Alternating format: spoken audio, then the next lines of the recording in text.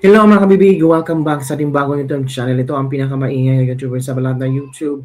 Ako si Kabibig, maglabag-labag na with evidence. Ako po, delikado to kabibig dahil sa mga problema sa administrasyon ni BBM. Balita-balita ngayon na posibleng ibo-boycott ng mga world leaders ang ASEAN Summit dito sa Pinas. Posibleng rason dahil kay BBM. Posibleng rason itong mga problema sa korupsyon sa Pilipinas. Baka hindi na maniniwala or baka i-change ang venue ng ASEAN Summit dahil hindi talaga mabigyan ng solusyon itong flood control project anomalies na umabot na rin ito internationally mga kabibig. So, talagang pangit ang ano ba, ang impression ng mga world leaders sa Pilipinas. World leaders sa Pilipinas mga kabibig. So, ano bang makukuha na? Isipin na ibang world leaders, ano bang makukuha natin sa Pilipinas? Hindi nga kaya ng presidente nila na panagutin ang nasa likod ng korupsyon. Until now, wala pa rin nagawa ang kailang presidente para mapakulong ang mga kurakot sa anomaly sa korupsyon sa Pilipinas. Talagang pati drogas, krimen, as in tumataas mga kabibig. And baka nawalan din sila ng ng tiwala kay BBM dahil alam din nila na bumababa ang trust rating, negative ang trust rating ni BBM sa mga Pilipino. So of course, kung hindi maganda ang kung hindi maganda ang pagdala ni BBM sa Pilipinas, well, hindi sang-ayon ang mga Pilipino diyan na talagang ayaw nila mga kabibig. Paano yan?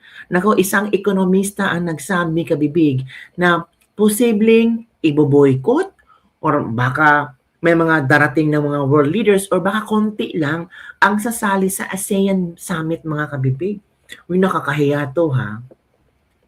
Kasi pinaghandaan ito ni BBM. Malaki nga ang pondong ibinigay for the ASEAN Summit. Paano yan kabibig kung walang darating na mga world leaders? Sabi ng iba, ano bang maibibigay ng world leader sa Pilipinas? Talagang wala Lugmok ang ekonomiya ng Pilipinas. Tourism ng Pilipinas, lugmok na lugmok. Parang yung iba ayaw nang pumunta sa Pilipinas dahil maraming tumataas ang krimen, madaming scam. Naku mga kabibig, heto ha, manood tayo sa isang ekonomista na nagsasabing posibleng nababahala ang isang ekonomista na posibleng i-boycott ng world leaders ang ASEAN Summit and other related meetings na gaganapin sa Pilipinas ngayong taon. Makinig tayo. Wala po ang isang ekonomista na posibleng i-boycott ng world leaders ang ASEAN Summit and ang iba pang mga related meetings na gaganapin po sa Pilipinas ngayong taon. Alamin ang dahilan sa report ni MJ Mondihar. Laka. Magiging host ang Pilipinas at chairman ng ASEAN Summit and all related summits ngayong taon. Dahil dyan, inaasahan ang pagpunta sa Pilipinas ng heads of state ng 11 ASEAN member countries. Inaasahan din ang pagdalo ng world superpowers sa hindi miyembro ng ASEAN, gaya ng United States, China, Russia at iba pang bansa. Ngunit ayon sa CPA economist na si Cora Guidote, dahil sa kasalukuyang investor climate, ay nanganganib na i-boycott ng world leaders ang summit. Actually, medyo kinakabahan ako dyan sa pag-host natin sa ASEAN kasi usually pag walang tiwala yung mga bansang yan, baka hindi sila magpadala ng heads of state. Baka ang magpadala nila yung mga lower level officials lang. Din pa ni Guidote, tiyak na nakikita ng potential investors ang panggigipit sa mga lokal na negosyo na tinuturing na kalaban sa politika ng administrasyon. Tingnan mo yung nangyari ngayon kay Congressman Leandro Leviste. He is a major businessman. He has invested in solar power plants. Tapos ngayon tinatanggalan siya ng lisensya. Just because may mga binunyag siya na katotohanan tungkol dun sa DPWH. Pinagmumulta ngayon ng Department of Energy ng 24 billion pesos ang Solar Philippines Power Project Holdings Incorporated, ang renewable energy firm na itinatag ni Batangas 1st District Representative Leandro Leviste. Ayon sa DOE, bigo umano ang kumpanya na tuparin ang mga ipinangakong produksyon ng kuryente sa ilalim ng iba't ibang service contract. Sa kanyang official Facebook page, Iginit naman ni Leviste na panggigipit ang ginagawa sa kanya. Nako. Anya, ang nasabing kumpanya ang may pinakamalaking kapasidad ng renewable energy sa bansa at nakapagdala ng pinakamalaking foreign investment sa Pilipinas noong Foreign 2025. investments, ha? Hawak ni Leviste ang tinaguriang Cabral Files ng yumaong dating Public Works USEC na si Maria Catalina Cabral na naglalaman ng listahan ng mga politiko at opisyal na sangkot sa anomalya sa flood control. So, kung ganun ang gagawin ng gobyerno, imbis na ayusin yung problema dun sa corruption, yung nagbubunyag pa ng katotohanan, yun yung i-oppress nila, di ba? Businessman yun eh. Inaasahang makakalikha ng maraming trabaho ang hosting ng Pilipinas sa ASEAN Summit, lalo na sa sektor ng turismo, hotel and restaurant at transportasyon. So, isipin ng ibang businessmen, naku, pag kinontra mo pala yung gobyerno, matatanggalan ka ng business. Yes. Ganun. So, it's Yes. very arbitrary. Kumbaga parang, pag naisipan namin tanggalin yan, tatanggalin namin. Maski walang katuturan. So, yun ang nakakaapekto ng confidence ng mga investors. So yun kabibig, yun ang nababahal. Totoo kabibig. Kasi a very good example for this is si Leandro Leviste. Bilyones yung negosyo niya. At marami siyang nahikayat ng mga foreign investors. Ngayon, ano nangyari sa kanya? Ginigipit. Natural yung mga foreign investors, they will find other countries na pwedeng mag-invest sila for solar energy. At hindi na yung mga investors talaga, makichismis din yan. Diba? Isa-scatter nila kung ano ang nangyari kay Leviste sa Pilipinas. So kung malaman ito ng mga big leaders, world leaders, at big businessmen, tycoons, natural natakot sila.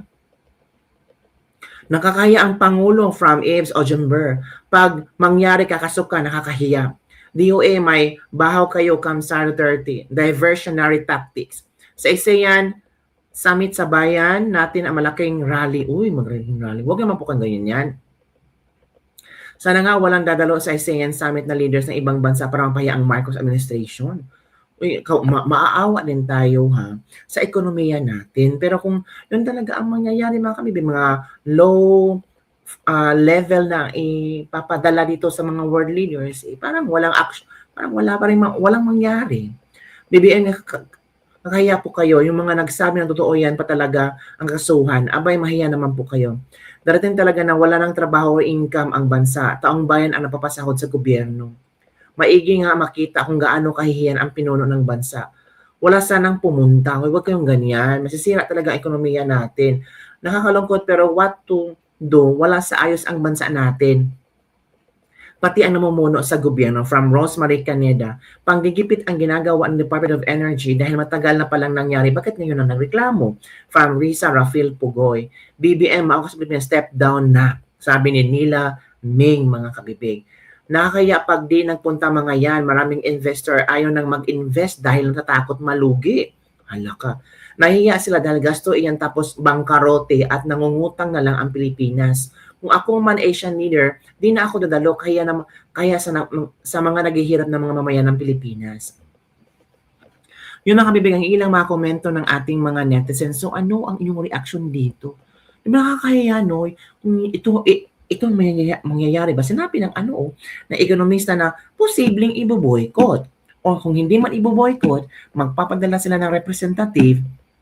Tapos, anong magagawa ng representative? I-report lang sa mga world leaders, ay ganito, ganyan. Tapos, walang action. Iba nang hihinayang tayo sa malaking gastos para sa ASEAN Summit. Pero sana, bago magkaroon ng ASEAN Summit, magbabago ang takbo ng ekonomiya ng Pilipinas, yung ipinangako ni BBM na makukulong, ang dapat makulong sa korupsyon ng flood control para makita ng world leaders ba ay nagbago, ay naging matapang si BBM, ay may hustisya. Ayan parang may solusyon na sa korupsyon sa Pilipinas. Hindi, alam na kabibig, hindi solusyon yung mga nangurakot tapos yung perang ikinurakot nila ay isa sa uli, hindi yung malaking solusyon. Sampal yun sa pagmumukha ng maraming Pilipino. Kasi totoong nagnakaw sila. Naging tanga ang mga Pilipino, naging tanga ang BBM admin.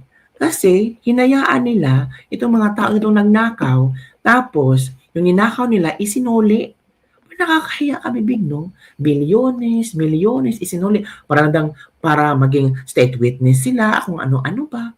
'Di ba?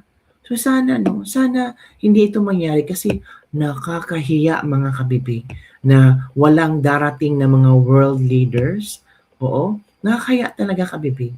So, yun lang muna ang ating news libak-libak for today. Ano ang inyong opinion, mga kabibig? Ako, sana sa madaming problema ng Pilipinas, si BBM, nagkasakit pa si BBM. Sana maagapan yung sakit ni BBM para strong siya pag anong tawag dito, darating ang ASEAN Summit.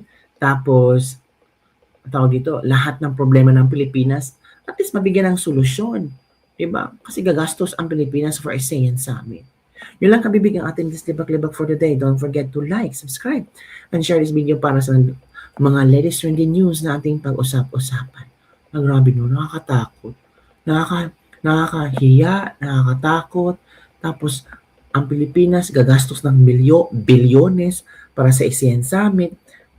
Ngunit, iboboycott lang ng mga world leaders. Kasi, pag may ASEAN Summit, we're expecting na meron talagang ROI niya, ROI, return of investment. Invest tayo eh. So, ang iniisip natin yung investment, mga iniisip natin na return of investment natin yung maraming mag-invest sa Pilipinas, maraming trabaho na magawa galing sa mga investments, tapos lalago ang ekonomiya ng Pilipinas, maging sikat ang Pilipinas dahil maganda ang ekonomiya. Hindi yung maging sikat ang Pilipinas dahil ang presidente ay bangag or di umano'y bangag. Maging sikat ang Pilipinas dahil grabe ang corruption sa flood control projects, hindi pa rin mabigyan ng solusyon. Maging sikat ang Pilipinas dahil sa mga crimes, kung ano-ano pa, mga kabibig.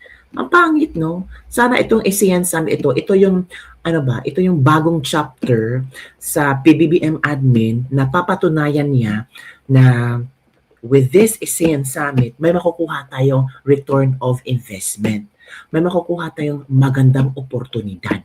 May makukuha tayong mga bagong investors na mag-i-invest sa Pilipinas para lalago ang ekonomiya at magbibigay ng maraming trabaho sa nangangailangan ng trabaho sa Pilipinas.